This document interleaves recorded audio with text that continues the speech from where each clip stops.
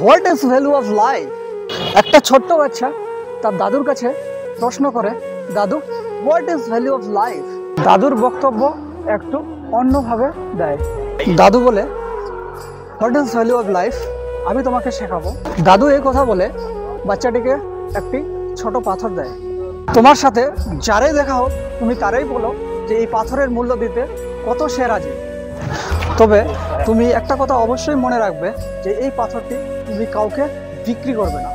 বাচ্চাটি এই কথাটি শুনে বাড়ির বাইরে গিয়ে দেখা হলো একজন অরেঞ্জ সেলারের সাথে, যিনি একজন লেবু বিক্রেতা। লেবু বিক্রেতা বলে, এই পাথরটির জন্য আমি তোমাকে 12টি লেবু দেব। বাচ্চাটি একই উত্তরে বলল যে না, আমি পাথরটি বিক্রি করতে পারবো না। তারপরে বাচ্চাটি গেল একজন ভেজিটেবল সেলারের কাছে, যিনি একজন সবজি বিক্রেতা।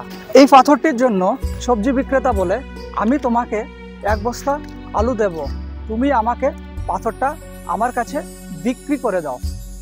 বাচ্চাটি একই উত্তরে বলল যে না, আমি পাথরটি বিক্রি করতে পারবো না। তারপর বাচ্চাটি চলে যায় সেই পাথরটি নিয়ে একজন জুয়েলারি শপ ওনারের কাছে। তিনি এই পাথরটিকে শুধু হাত দিয়ে নয়, তার কাছে একটি লেন্স ছিল, সেই লেন্স দিয়ে এই পাথরটিকে বারবার দেখতে লাগলো এবং বলতে লাগলো যে এই পাথরটির মূল্য আমি 1 মিলিয়ন দেব এবং তার সাথে প্রচুর সোনা তোমাকে দেব। এইবারও বাচ্চাটি ঠিক একই রকমভাবে উত্তর দিল যে এই পাথরটি আমি বিক্রি করতে পারবো না। তারপরে বাচ্চাটি এই পাথরটি নিয়ে যায় একজন প্রিসিয়াস সফট স্টোন ওনারের কাছে। সেই ওনার পাথরটিকে দেখে এবং ভালো করে সেই পাথরটিকে দেখে একটি লাল কাপড় পাতে। লাল কাপড়ের উপর পাথরটি রেখে সেই ওনার বিভিন্ন অ্যাঙ্গেল দিয়ে কখনো হেঁটে, কখনো বসে, কখনো শুয়ে পাথরটিকে বারবার দেখতে থাকে। পাথরটির দিকে যতই সে দেখে ততই সে অবাক হয় এবং আকৃষ্ট হয়ে পড়ে। এবং সেই ওনার বলে, এই পাথরটি কেনার ক্ষমতা আমার নেই। এই পাথরটি তুমি কোথায় পেলে? আমি সারা জীবনও যা অর্জন করেছি, সারা জীবন দিয়ে দিলেও আমার এই পাথরের মূল্যটা অনেকটা কম দেওয়া হবে। ওনারের এই কথা শুনে বাচ্চাটি অবাক হয়ে যায় এবং কিছুটা কনফিউজড হয়ে পড়ে।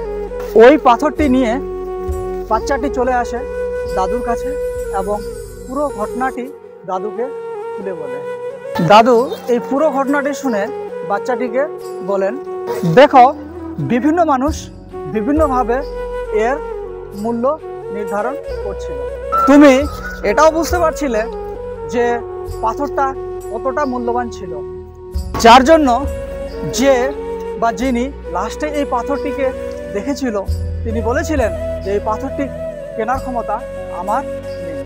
তো ঠিক এরকমই আমাদের জীবনে যার যত অভিজ্ঞতা, যার যত ফিনান্সিয়াল ক্যাপাসিটি, যার যত নলেজ, সে ঠিক সেই বিচার দিয়ে আমাদের বিচার করে। একজন লেবু বিক্রেতার ক্ষমতা মানে তার আর্থিক ও মানবিকতার যতটা ডেপথ আছে, সে তার উপর বেস করে ওটার ভ্যালুয়েশন নির্ধারণ করেছে। আর এটার রিয়েল ভ্যালু যিনি বুঝতে পেরেছেন তিনি বলেছেন এটা প্রাইসলেস।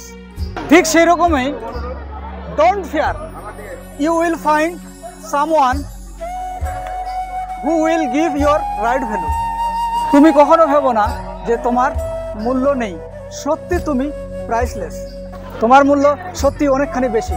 আপনি কখনোই ভাববেন না কেউ যদি আপনাকে মূল্য না দেয় তার মানে এই নয় যে আপনার মূল্য নেই। কেননা যে মূল্য নির্ধারণ করছে তার কি ক্ষমতা আছে আপনার মূল্য নির্ধারণ করার? Yes, respect yourself, don't feel cheap, you are unique, no one can replace you, you are the creator of own destiny. আর ঈশ্বর আপনাকে এইভাবেই তৈরি করেছেন। নিজের উপর বিশ্বাস রাখুন, সঠিক মানুষ সঠিক সময়ে এসে আপনাকে সঠিক মূল্য দেবে। নিজের উপর আত্মবিশ্বাস রাখুন এবং আপনার কাজের দিকে এগিয়ে থাকুন। আপনার স্বপ্ন এবং আপনার কর্ম এই দুটোকে এক রাস্তায় রেখে হাঁটতে থাকুন। ঠিক দেখবেন রাইট পারসন রাইট মুভমেন্টে এসে আপনার পাশে এসে উপস্থিত হবেন এবং যিনি আপনাকে প্রপার মূল্য দেবেন।